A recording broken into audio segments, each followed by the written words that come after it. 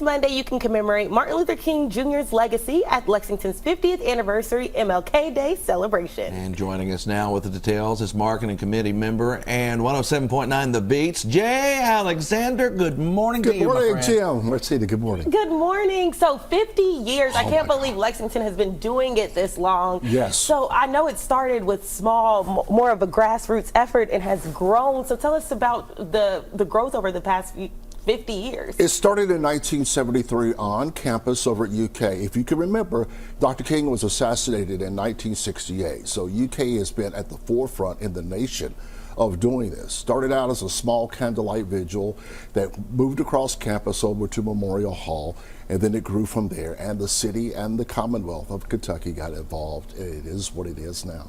So what happens at the event for folks that have never been to it? What can they expect? I call it a big family reunion.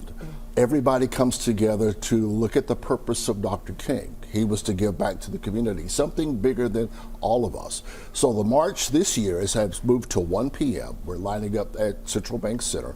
The march is taking the usual route through downtown. And our keynote speaker this year is at 2 o'clock is Dr. David Hall, the president of the University of the Virgin Islands. Yeah, so what made you all choose him as the keynote speaker?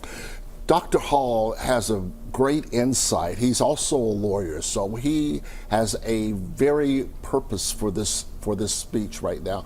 And I'm not going to give away the details. Come and join us and listen to Dr. Hall.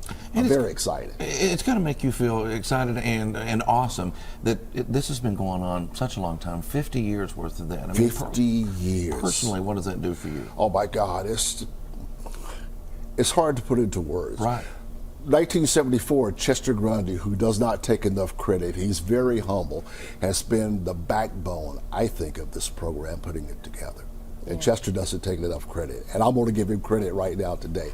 Chester is the one. Yeah, you got to give credit where credit is due. Absolutely. There's a whole lot of people that are helping this come together. Now, detail the events. We have the Freedom March, but there's also the breakfast in the morning. The as Alpha well. Breakfast is at 6:30. I think a couple of tickets may be still available for the Alpha Breakfast.